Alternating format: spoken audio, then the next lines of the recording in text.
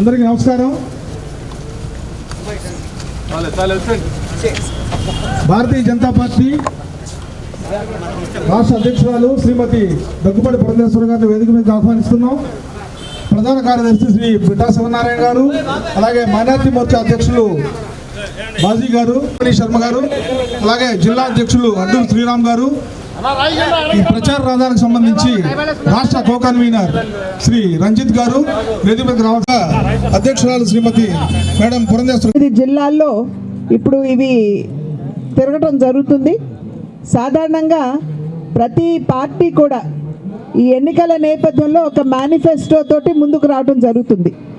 ఈ మేనిఫెస్టో అంటే రాబోయే 5 సంవత్సరాల కాలంలో ప్రజలు కనుక మమ్మల్ని ఆశీర్వదించినట్లయితే మేము ప్రజల కోసం ఏమి చేస్తాము అనేటువంటి విషయాన్ని ఘోషణా పత్రం అని చెప్పి అంటాము. దాని మాధ్యమంగా మనం ప్రజలకి తెలియజేసేటువంటి విషయం.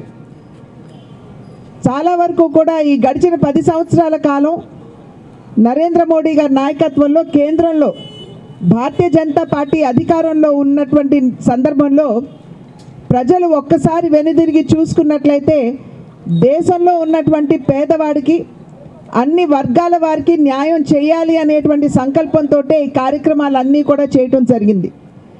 అయితే ఈసారి ఖచ్చితంగా దేశవ్యాప్తంగా 1 కోటి మంది దగ్గర నుండి అభిప్రాయ సేకరణ జరగాలి అని చెప్పి భారతీయ జనతా పార్టీ నిర్ణయించడం జరిగింది.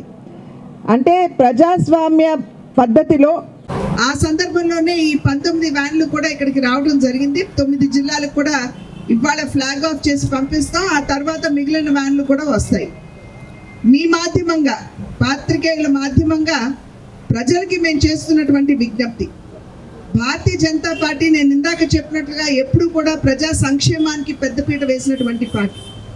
బాక్సులు ఉంటాయి. దాంట్లో ఒక బాక్సులో మీరు కేంద్రం నుండి ఏం ఆకాంక్షిస్తున్నారు అనేటువంటి విషయాన్ని కేంద్రానికి సంబంధించినటువంటి బాక్స్లో వేస్తే, రాష్ట్రం నుండి మీరు రాష్ట్ర భారతీయ జనతా పార్టీ నుండి ఏం ఆకాంక్షిస్తున్నారు అనేటువంటి విషయాన్ని 2వ బాక్సు అంటే రాష్ట్రానికి సంబంధించినటువంటి బాక్స్లో వేసినట్లయితే మేము ఖచ్చితంగా ఆ అభిప్రాయాలన్నీ కూడా మేము సేకరించి వాటిని విశ్లేషించుకుని మా మేనిఫెస్టోలో కూడా మేము పెట్టుకునేటువంటి అవకాశం ఉంటుంది అని చెప్పి మీ మాధ్యమంగా ప్రజలకు తెలియజేస్తున్నాం.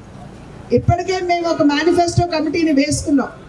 వివిధ వర్గాలు ఏదైతే అంటే వ్యవసాయం కావచ్చు, పరిశ్రమకు సంబంధించినటువంటి విషయాలు కావచ్చు, యువత కావచ్చు, మహిళలు కావచ్చు, పేదవాడు కావచ్చు, మధ్యతరగతి వారు కావచ్చు, వారి ఆ వర్గాలతో మాట్లాడి వారి నుండి అభిప్రాయ సేకరణ చేసి మేనిఫెస్టో కమిటీని ఇప్పటికే మేము పొందుపరిచాం. వారు ఈ వర్గాలందరితోటి మాట్లాడుతున్నారు.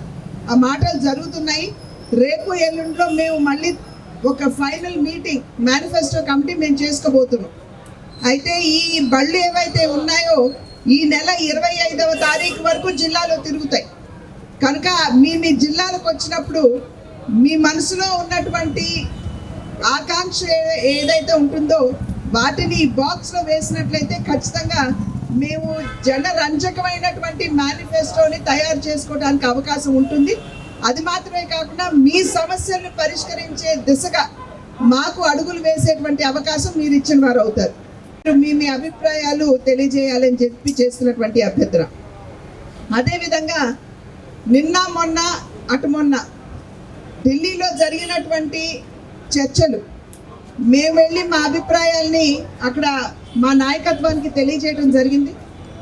ఆ తరువాత మా జాతీయ నాయకత్వం ఇక్కడ ఉన్నటువంటి 2 పార్టీలు అయితే సీట్లకు వచ్చేటప్పటికి ఎన్ని సీట్లు ఏ సీటు అనేది ఇవాళ రేపట్లో ఖరారు అయ్యేటువంటి అవకాశం ఉంటుంది. కనుక రేపు సాయంత్రానికల్లా మీకు అన్ని విషయాల మీద అంటే పొత్తు ఎలాగో ఉన్నది, ఏ సీటు ఎన్ని సీట్లు అనేటువంటి విషయం మీద మీకు రేపు సాయంత్రం ఎల్లుండి కల్లా మీకు తెలియజేసే అవకాశం ఉంటుందని చెప్పి మీ అందరికీ తెలియజేస్తున్నాను. మీరేమైనా అడగాలంటే అడగచ్చు. దుష్ట శిక్షణ శిష్ట రక్షణ జరగాలి అని అంటే శ్రీరాముల వారికి కూడా మరి ఆంజనేయుడు, జాంబవంతుడు, విభీషణుడు అదేవిధంగా ఉడత సహాయం కూడా తీసుకోవాల్సి వచ్చింది. ఇవాళ రాష్ట్రంలో కూడా అదే పరిస్థితి ఉంది. దుష్ట శిక్షణ జరగాలి, శిష్ట రక్షణ జరగాలి. కనుక మా కార్యకర్తలు ఈ విషయాన్ని అర్థం చేసుకోగలిగినటువంటి సామర్థ్యం కలిగినటువంటి కార్యకర్తలు.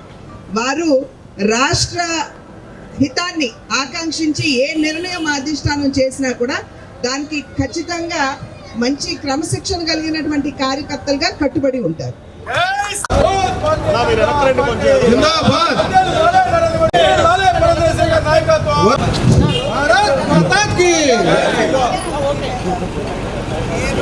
ఇది ఎన్నికల శంకారావం కోసం శ్రీకృష్ణుడు ఈ ఫోటో ఇవ్వడం జరిగింది.